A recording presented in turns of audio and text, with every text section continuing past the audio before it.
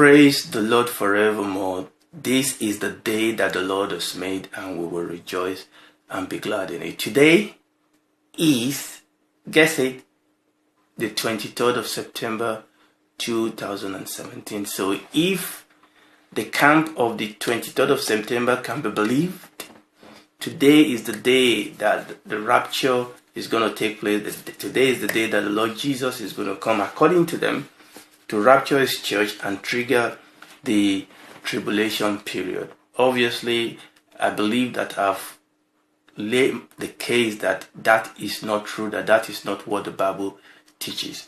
So today, what I want to do is to deal with the question of dating. Dating as in, does the Bible warn us against setting a date for the rapture or not? Now, both camp in this new pseudo-prophetic movement, because you need to understand that there are two camps. There are the leaders, the people at the vanguard of this movement, the people that are making the fame, and making the money, the people that have the website, the people that other people go to get all this information from, and also oftentimes the minister that get involved in this teaching. They are all in one group. These are the group that will almost tell you it's going to be 23rd of September, but they will not really say it's going to be 23rd of September. Okay? They are tantalizing the date. They are saying, look at these evidences. Is it not the date? And then they are saying, well, I'm not dogmatic about it. If it doesn't happen on the date, I'm not going to lose my faith. So that is one group. There's the second group. Those are the group that has come out to say, look, we have enough evidences and we are calling it. And oftentimes the second group are a little bit impatient with the first group and saying, look, just come out and give the date or set the date, whichever way you want to put it. However, both camps are keen to do one thing. They are keen to show, and they are keen to insist that the Bible is not against people giving date or setting date for the second coming of the Lord Jesus Christ.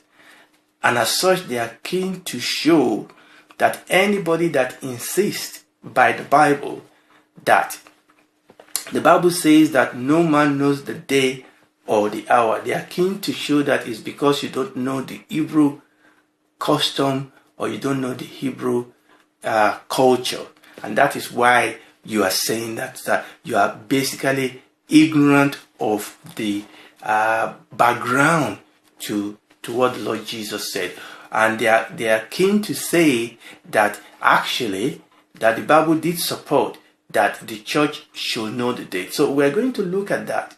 We are going to cross-examine their claim, their evidences. We are going to go into the scripture and cross-examine their evidences, because according to the scripture, it is clear that what you are saying is not true. It's false. The scripture, and the thing is this, you will hear them put a video on YouTube like, no man knows the day or the hour. Oh, really? You know, kind of like when the devil came to Eve in the Garden of Eden and said, has God really said you should not eat? Has God really said? And that's the way you see this. You see a lot of this on YouTube. Has God really said? Did the Bible, oh really? Did the Bible really say nobody will know the day or the hour? I want to look into the camera and tell you, the Bible really, really, really said that no man knows the day or the hour. Whether you go into the Hebrew culture or custom, that is what the Bible says. The only way you can wriggle out of that is to misinterpret it. We will go into what you went into. I listened to your to the video, YouTube. I listened to your messages, and it surprises me how people. Yeah, let me put it this way. You know, when we want to believe what we want to believe, then we become blind to things that are really, really clear. So I would like to say it clearly at the onset that yes, really, the Bible says that no man, no woman knows the day or the hour.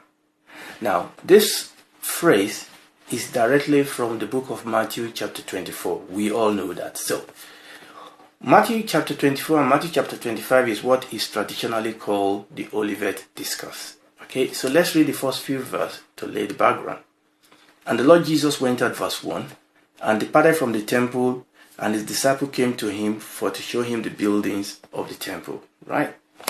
And the Lord Jesus said unto them, See you not all these things? Verily I say unto you, there shall not be left here one stone upon another that shall not be thrown down. And as he sat upon the Mount of Olives, the disciple came unto him privately, saying, Tell us, when shall this thing be? And what shall be the sign of thy coming and of the end of the world? So everything that the Lord Jesus said from this point on is in direct answer to these questions. Alright? I'll read the question again. And he sat upon Mount Olive, and the disciple came unto him privately, saying, Tell us, when shall these things be? And what shall be the sign of thy coming and the end of the world? And we've said that he gave them all these signs, and one of the most important signs he gave them was the sign of false prophets and false prophecy. But we've mentioned that, so we're not going to take time on that.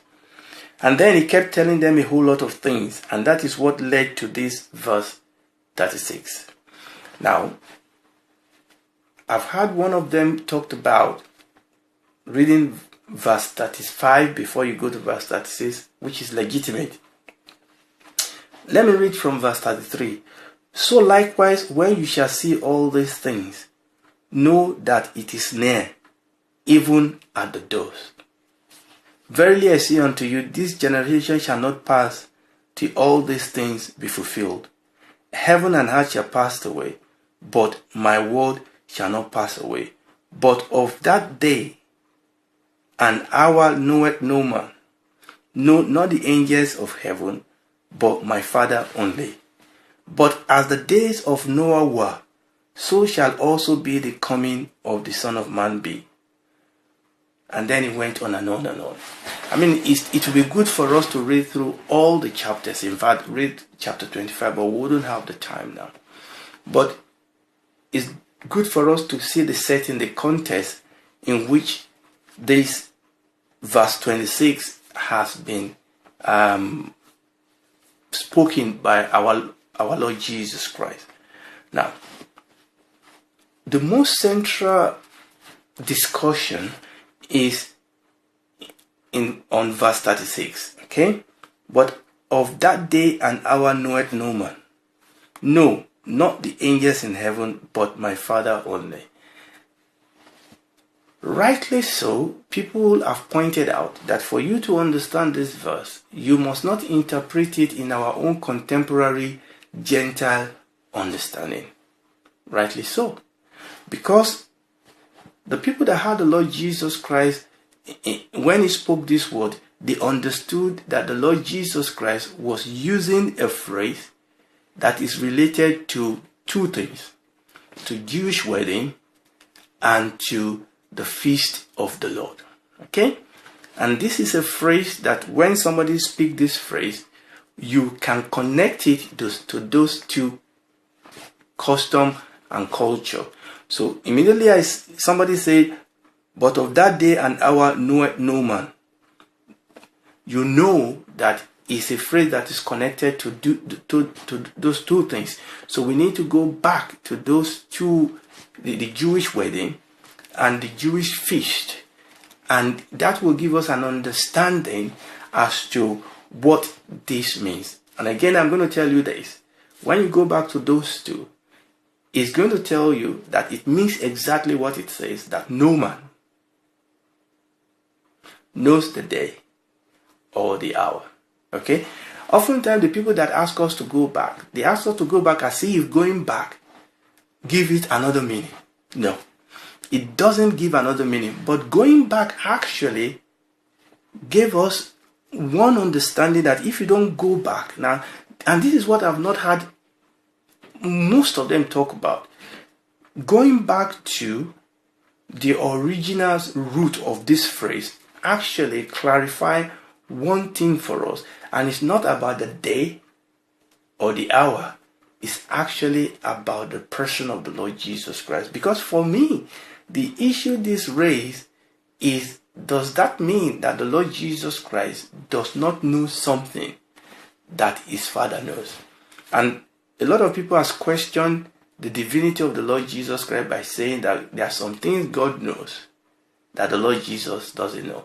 Now, those are the ones that are misinterpreting, that will come to a wrong conclusion by not understanding the Jewish root or the Jewish custom and the Jewish culture of the root of this phrase. And that is what people are missing. It is good for us to go to the root. It is good for us to understand what the Lord Jesus is saying here. And that is why it is very, very important, this verse. So number one, we are going to take a quick look at the Jewish wedding. Now, we're not doing a study on the Jewish wedding. When we come back to fully talk about rapture, which is not what we are doing now, we are just really dealing with this issue of 23rd of September. When we come back to talk about the Jewish, about rapture, we are going to do a little bit more study on the Jewish wedding. But today, we just want to take one or two things, look at one or two things about the Jewish wedding, just to bring out the meaning of this phrase as it applies to the Jewish wedding. Then we go on to the feast also. Now, for us to do this quickly, I need to do something first. I'm going to read the parallel chapter of Mark, the parallel chapter to the chapter we read in the book of Matthew chapter 24, because this is important. This is Mark chapter 13, and it's the parallel chapter to the one we read in Matthew. Again, I'm jumping in the middle of this sentence or this event. The Lord Jesus said, verse 33, let me back up from verse 31. Heaven and earth shall pass away, but my words shall not pass away. But of that day and that hour knoweth no man, nor angels which are in heaven, neither the Son, but the Father. Now that is what I was talking about.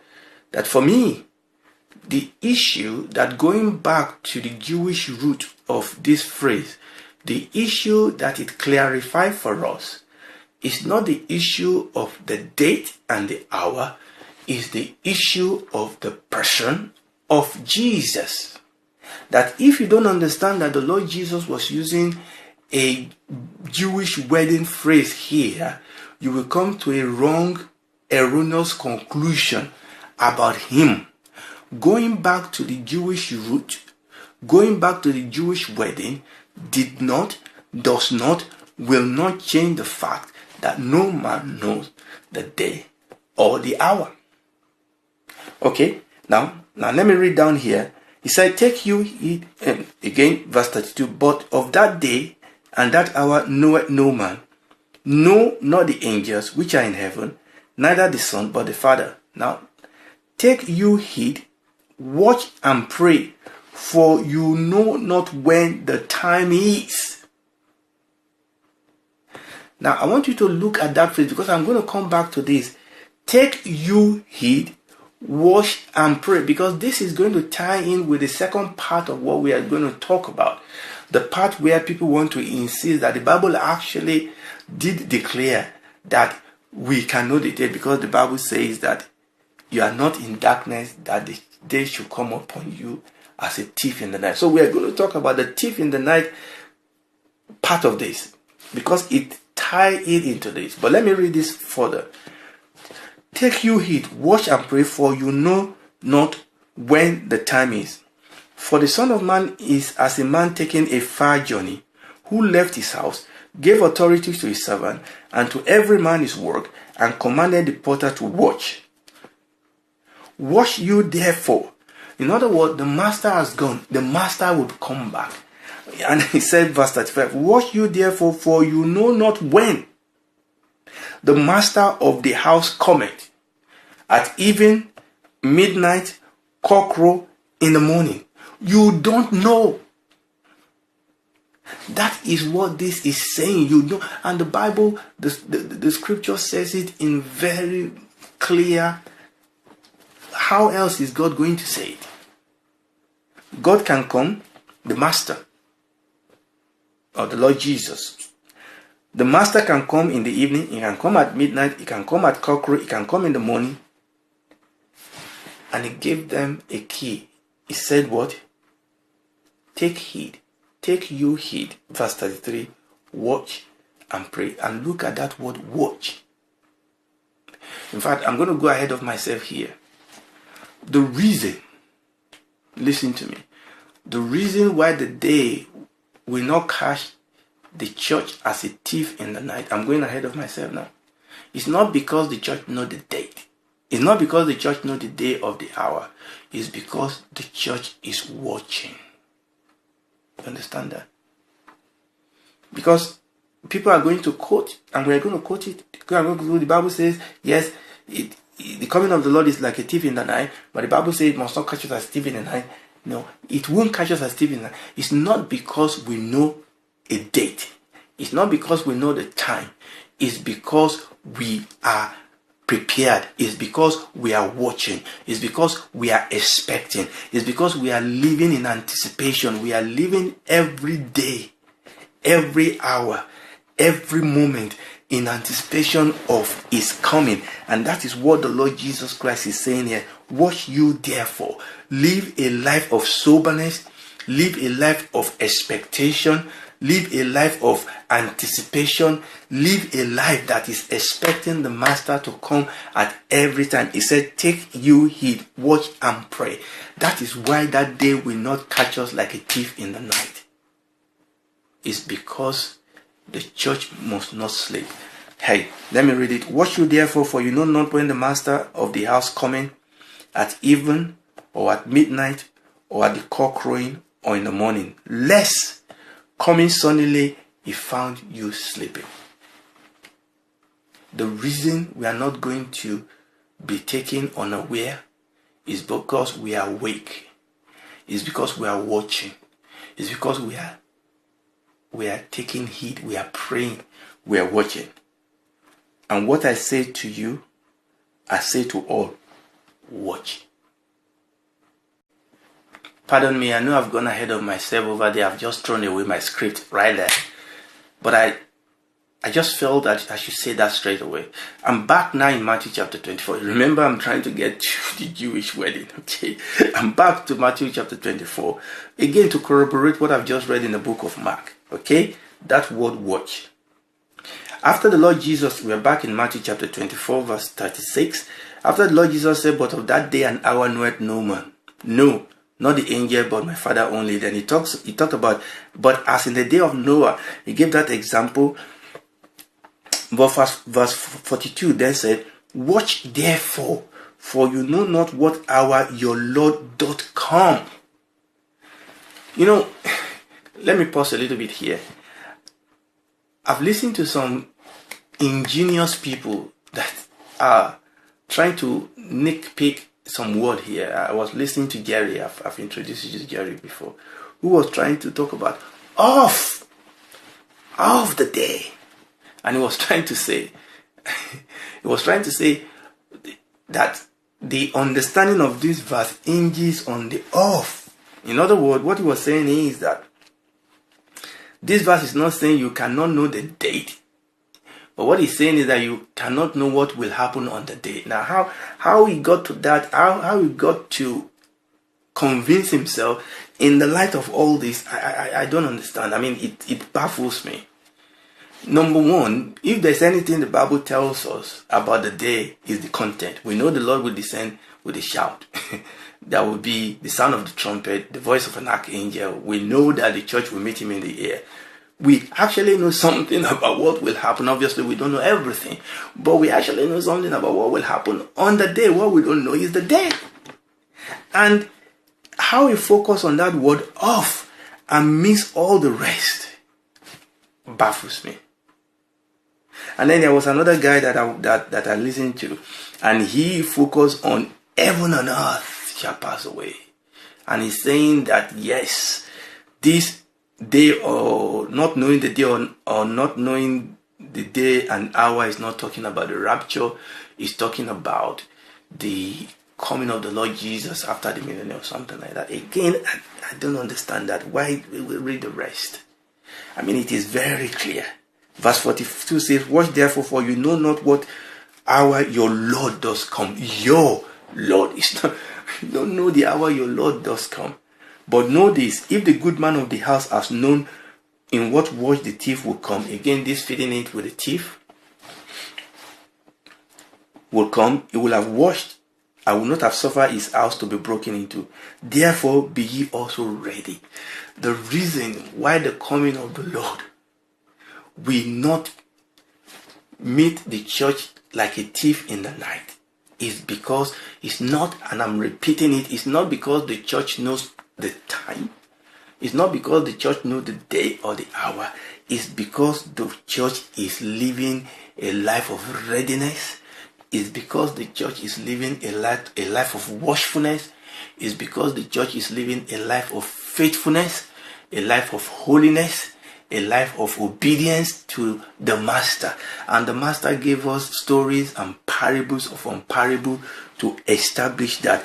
Verse 44, therefore be ye also ready, for in such an hour as you think not, the Son of Man cometh. How this other guy that was fixing this to heaven and earth passed, it beats my imagination. The truth is, the Bible says that in the end time, people, they won't be able to endure sound doctrine. And by the way, the other guy was supposed to be a minister.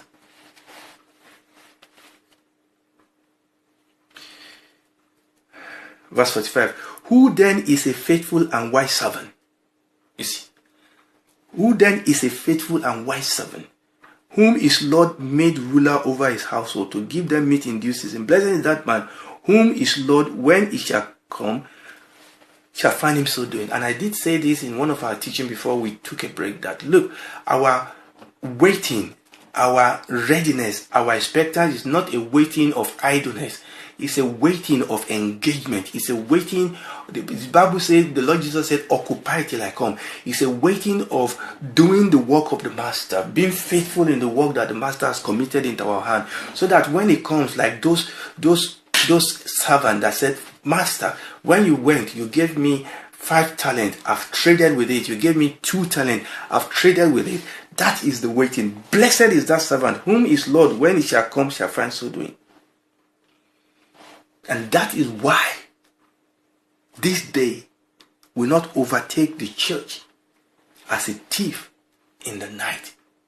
It's not because they know the date. They don't need to know the date. You know, I always think about this example. You know, if you're a student and maybe you're in the uni or you're in the secondary school, whichever grade you are, you know, there are some exams that are set dates. You know when the exams are going to be.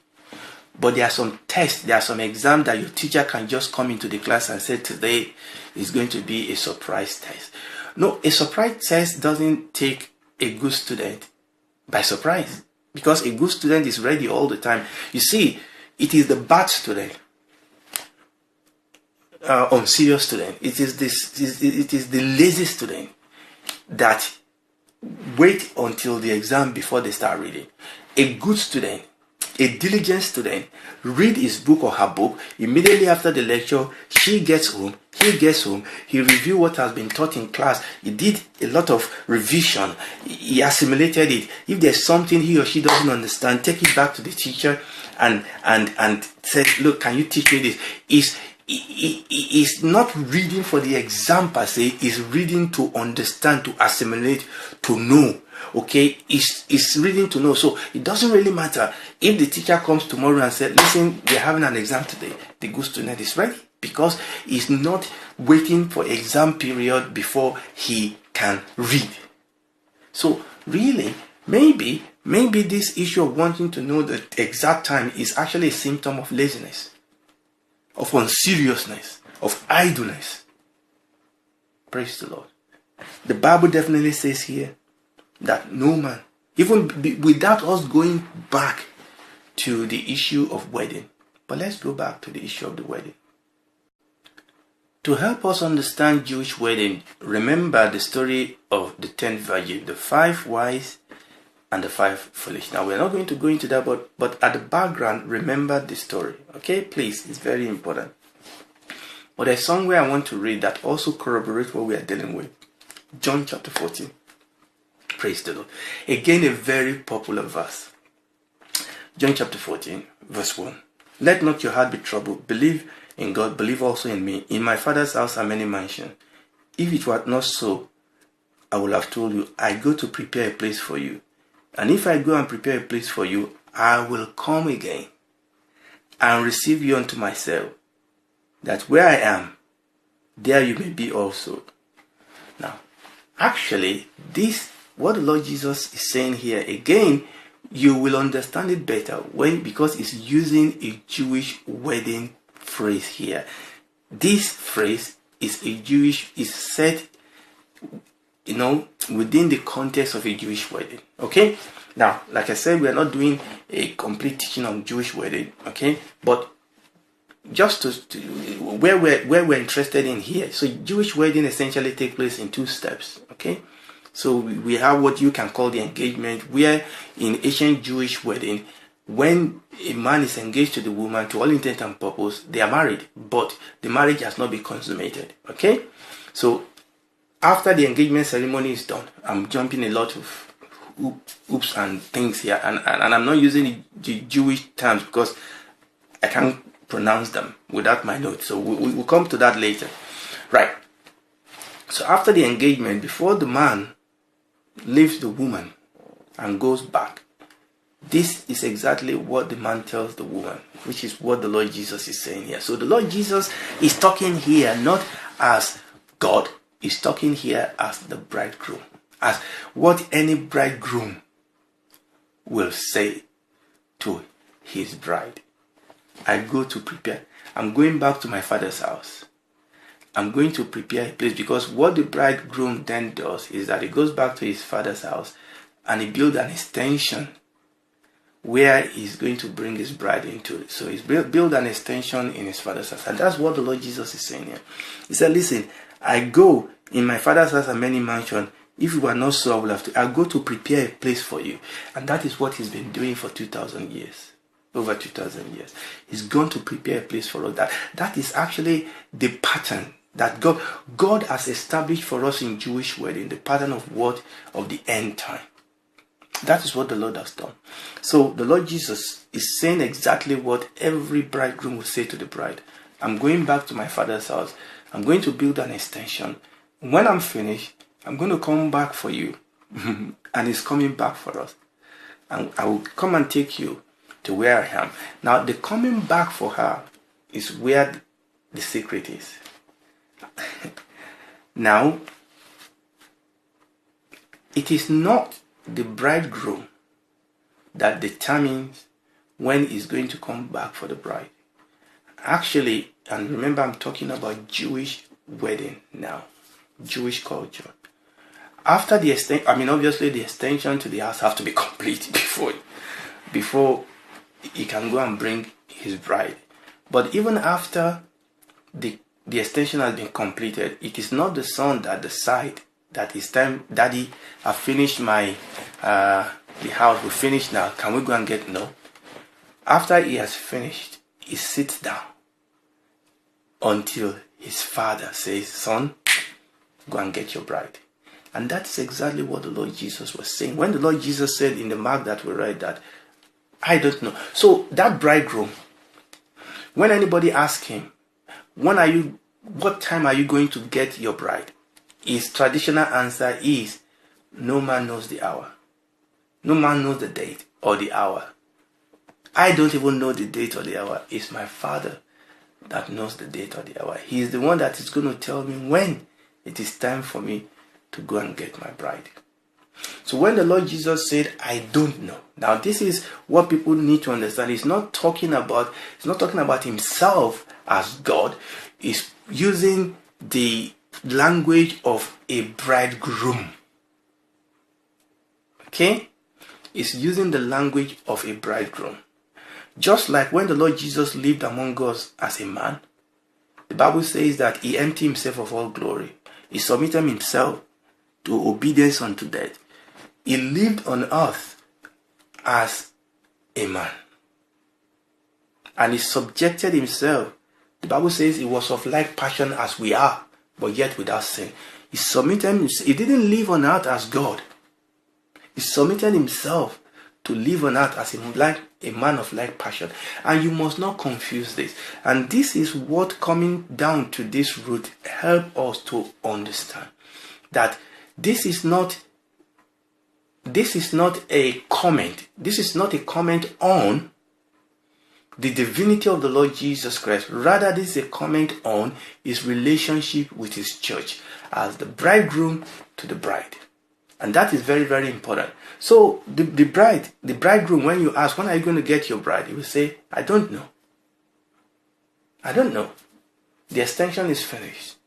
I'm waiting for my dad. My dad knows the best. He knows when it is time for me to go and get my bride. Hallelujah. And you need to understand that when the father gives the go-ahead, the bride won't know. In fact, the only thing the bride will know is when he hears the trumpet. But the bride will not be taken by surprise. Why? Why would the bride not be taken by surprise? Number one, because the bride lives every day in expectation that is coming. And the bride has what we talk about in Western world, we talk about bridesmaid. The bride have attendants that attend to her, that keep her focused, that keep her in expectation. And this is where the 10th virgin comes in. We're not going to go into all that. But the bride will not know the exact time. But the bride is never taken by surprise because the bride is always living in expectation. And she had all these attendants around her to keep her focused. To keep her focused, to keep her ready. That anytime he comes, he will find you ready. Praise the Lord. So, when these people ask questions like, no man knows the day or the hour. Oh, really? When they ask those questions to try and undermine, to try and ridicule, and provide alternative explanation of what is clearly written in the scripture, we can answer them and say, yes, really. Yes, really, Scott. Yes, really, Jerry. Yes, really, Dan. Yes, really, whoever you are, Mark. Yes, really, no man, no woman, irrespective of your evidences, irrespective of your calculation, irrespective of your alignment, it doesn't matter. It's interesting. No matter what tools you are using, no man, no woman knows the day or the hour. You know, one of the things that always interesting to me is that people don't seem to learn from history. I was listening to one of these guys and he was talking about, yes, I read about all these people in the past. I mean, history is littered with men that have given dates and they fail 100%. 100%. And this is the attitude every time when somebody come out to give a different date. They always believe that, like I was listening to this guy, he said, well, we have science, we have more evidence now. You know, every generation that goes into this era always believe that they have something that the previous guy that failed didn't have. We know better. We cannot fail. It's the deceit over and over and over. I mean, I can sit down here and rattle out for you the names of men that have given dates and have failed spectacularly. But you see, they are not just the one that failed. You know, the life that they wrecked and the damage that they did to God's kingdom. I mean, it's coming to a point now that the world doesn't even take us seriously. Doesn't even take us seriously. They ridicule. And this is what the devil is trying to do, is to ridicule, to undermine the coming of the Lord Jesus Christ, to lure people into sleep. But over and over again, you see those people that just feel that no, we can't fail. I mean, yes, they fail. They were fools, as it were. They didn't have all the facts. We have all the facts. And unfortunately, and I'm hoping that tomorrow, by the grace of God, before I go to church, I will be able to put something up before I go to church. Unfortunately, most of those people, even when they fail, what do? Do they repent? No. And except by the grace of God, especially for most of these people at the forefront of all these things, what do? They dust themselves over and they move on to something else. Praise the Lord. Now, I know this has become a very long one, but let's quickly touch this other issue. I've touched it already, this issue of as a thief in the night. Let me just read 1 Thessalonians chapter 5, because this is the common. There are some other scriptural verses that we can read. 1 Thessalonians chapter 5 from verse 1. But of the times and season, brethren, you have no need that I write you, for you yourself know perfectly that the day of the Lord so cometh as a thief in the night. For when they shall say peace and safety, then sudden destruction cometh upon them as travail upon a woman, and they shall not escape. Verse 4. But you, brethren, are not in darkness, that day should overtake you as a thief in the night. And people will use that verse to say, yes, you see, he said that they are not in darkness, the day should not overtake them as a thief in the night. Yes, I've explained that now. Don't read it in isolation. Verse 5 says, you are all the children of light and the children of day. You are not of night nor of darkness. Verse 6. Therefore let us not sleep as do others, but let us watch and be sober. For they that sleep, sleep in the night, and they that be drunk are drunken in the night. But let us who are of the day be sober, putting on the breastplate of... And he went on, no. Why? Why will the day not take them as a thief in the night? It's not because they know a specific date. It's because they are living as children of light. They are watching, they are waiting, they are engaging, they are seeking the face of God. They are living in righteousness and holiness.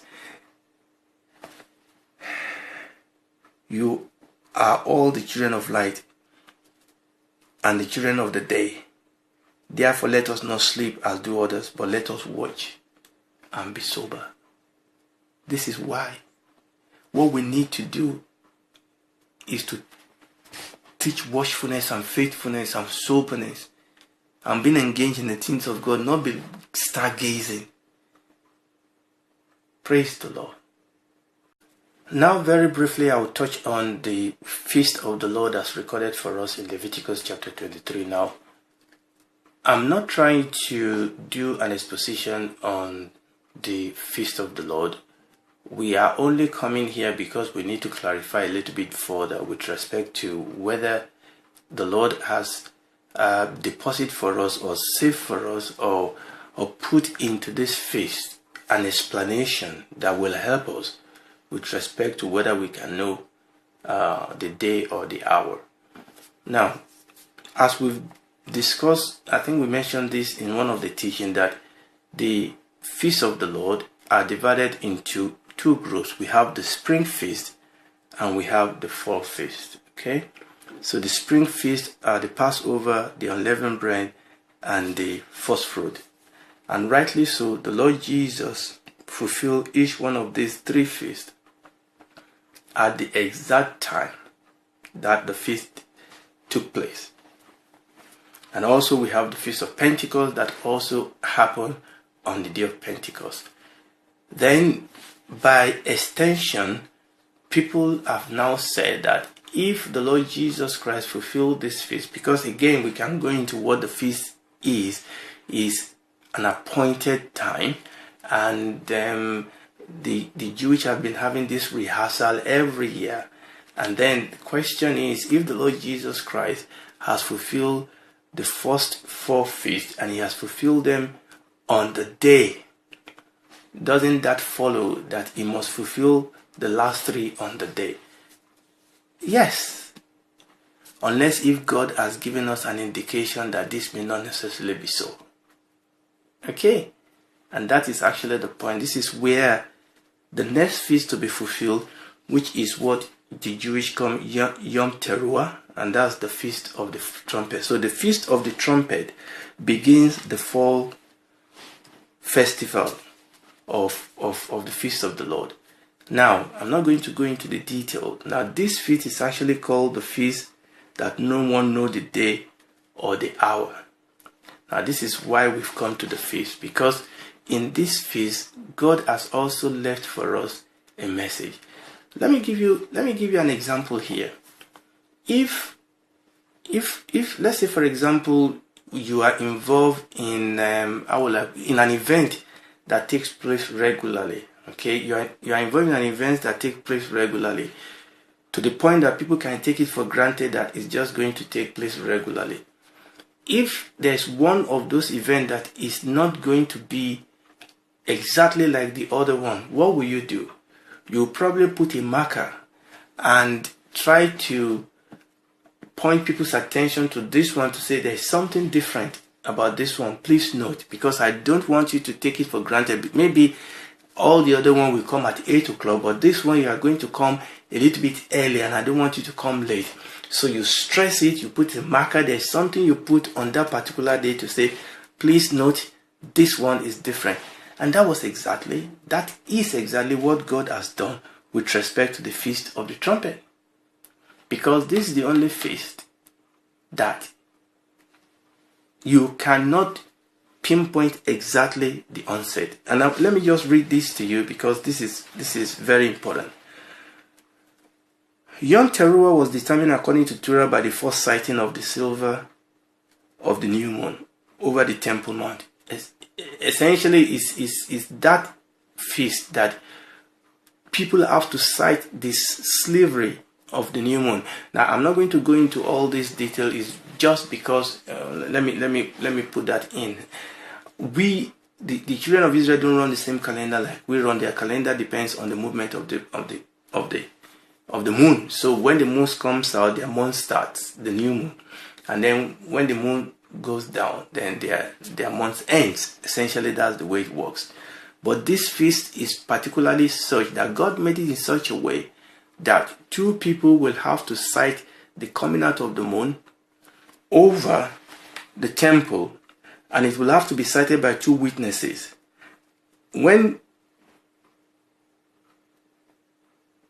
If the silver of the new moon rises and is cloudy that evening over Jerusalem, it cannot be seen. So a whole lot of things can actually influence on when and how quickly this can be sighted. Okay? So because of this, the fact that, number one, a lot of things can influence it being sighted. Number 2, because it depends on 2 people actually sighting it over over the Temple Mount.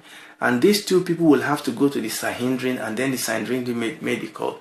Therefore, it has been called the feast that no one knows the day or the hour of its onset. Now, there's still a lot that goes into it, but this is my point. You will understand that most of the people that call the date of, all the date setter that have passed is always related to this feast. But the question is, hasn't God actually given us an indication here that, because this never happened with any other feast, that this is a feast that, if the Lord was going to give us an indication that I may not necessarily come on this day, what else could God have? What other indication could God have given us to say, listen, I don't want you to get into this routine. Okay? The Lord Jesus Christ, he was crucified on the Passover. He was buried on the unleavened bread. He rose up on the first fruit. The Holy Spirit fell on Pentecost, and God said, hey, wait, guys. This one is different. What else could God, what other message, what other indication could God have given us to say, hey, wake up, guys. This one, I may not necessarily come on the day of the trumpet. Can the Lord Jesus return back for his church on the day of the trumpet? The answer is yes. Does he have to return on the day of the trumpet by the authority of God? The answer is no. I know a lot of people have associated the trumpet with the trumpet. The Bible talks about that the Lord Jesus will descend with the sound of the trumpet. That's another discussion for another day. But what we are saying is that with respect to the feast, I think it is clear here that if the Lord breaks the cycle and said, guys, this one, that the Lord has indicated that this one is the feast that no one knows the day of the hour of his onset. And then, if you then, by the mouth of two witnesses, the second witness is the witness that we've already seen of the wedding. If you put that together, you could see that the Lord God has already said that he is not necessarily bound to come in on that exact date. Now, I know there is a controversy there with respect to what trumpet are we talking about, which trumpet are we not talking about. That controversy is for another day. But we are strictly and precisely thinking about the feast. So I think it is not tenable for people to say, because the Lord Jesus has come on the exact date that the Passover, the unleavened bread, the first fruit, because the things that have been prophesied happen on the exact date, then his coming has to happen on the exact date of the trumpet. According to this, no. Because the Lord Jesus has already told us that the trumpet is a day that no man knows the day or the hour that is going to start. So I believe that the Lord has already given us enough indication, even in the feast, to show that it could come at any time. And I believe that when we, in the balance of the scripture, when we allow scripture to intercede scripture, I believe that the Lord Jesus has already given us that indication. Again, I'm going to say it. Can it come on the day of the trumpet? Yes. Can it come on another day? The answer is yes. By the authority of the scripture. Praise the Lord. We are going to go into that. I know, like I said, there's a little bit of controversy with respect to that, but I'm strictly talking about the feast, that it's not tenable for us to say that because it's come on the other day, then it has to come on this day. I'm going to stop here by the grace of God, and God willing, tomorrow morning before I go to church, I'm hoping to just give a final word with respect to these 7 days that we've been studying this together. It's been a very rewarding study for me. It's been a very busy week for me. Obviously, I have a day job to do, but I really feel that I needed to do this, and I'm praying and hoping that this has been a blessing to you. Tomorrow, I'm hoping to talk about, look, there's going to be a rapture. There's a life that God has called us to live. This is why this has been unfortunate, that,